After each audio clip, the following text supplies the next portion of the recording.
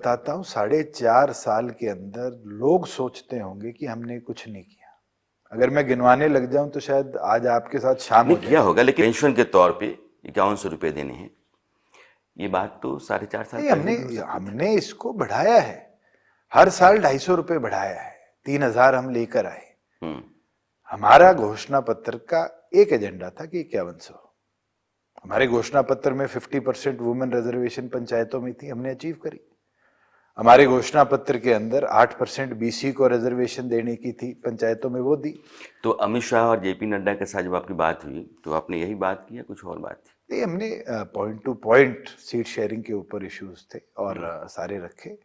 NDA के अंदर BJP क्योंकि सबसे बड़ा दल है, उनका व्यू ये था हमारे 10 एमपी सिटिंग है और उस पॉइंट के ऊपर हमने भी ये कहा कि अगर आपके हैं तो आप हमारे जो एक एजेंडा अभी फुली अनाउंस्ड नहीं है उसको पूरा करिए। इसलिए बात नहीं बनी।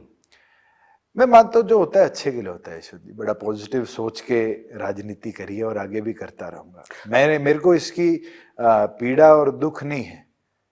हमने जब 5.5 साल पहले जननायक जनता पार्टी बनाई थी और 3 चुनाव एक साल में लड़े थे, जींद का उपचुनाव, लोकसभा चुनाव और विधानसभा चुनाव, कभी कोई नहीं सोचता था कि हम मेहनत कर कर अपने संगठन को 15% वोट शेयर लेकिन पर ले आपके जाएंगे। विरोधी कांग्रेस वो कहती है कि ये सोचा समझा विलगाव है, जानबूझकर क्या आप लगे हुए हैं, दरअसल आप वोट काटने के लिए आए हैं, यशवंत जी, बीजेपी का मैं रास्ता बनाने आए हैं। कांग्रेस के तो इतिहास को आपको साथ साझा कर सकता हूं। भूपेंद्र हुड्डा जी मुख्यमंत्री थे।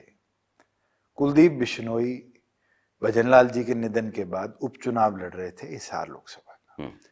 चौधरी अजय सिंह चौटाला उस समय की आईएनएलडी के कैंडिडेट थे, मैं भी प्रचार में था। जिंदल हाउस पे बैठक हुई, भूपेंद्र हुड्डा थे, रंजीत सिंह थे, पूरा जिंदल परिवार था, जयप्रकाश थे, सबने बैठ के पैक्ट किया और ये कहा कि कुलदीप को चुनाव जिताओ। आज के दिन कोई ऐसा पैक्ट नहीं है। जननायक जनता पार्टी चुनाव मनोहर लाल जी के खिलाफ भी मजबूती से लड़ेगी, बची सीटों पर भी लड़ेगी। और आप लोकसभा के बाद मेरे से मिल लेना और कहना कि हुड्डा झूठ बोल रहा था। तो आप कहाँ कहाँ लड़ रहे हैं? सभी 10 देखिए, सीटों 10 पे लड़ रहे सीटें हैं। 10 सीटों पर मैंने और निशांत सिंह जी ने घूमकर राष्ट्रीय अध्यक्ष के आदेश अनुसार कार्यकर्ताओं से, मुख्य पदाधिकारियों से चर्चा करी है। अभी 90 विधानसभाओं के अंदर हमने प्रभार दिया है लोगों को, वो जाके बैठ के कर रहे हैं। 2-3 दिन के अंदर आगे पार्टी की बैठक होगी और पीएसी के अंदर हम ये सारा एजेंडा रखेंगे कि ये व्यू पॉइंट कैडर का आया है, पदाधिकारियों का है और पार्टी को अब आगे कैसे चलना है वो पीएसी निर्णय करे। आपका विपक्ष कहता है कि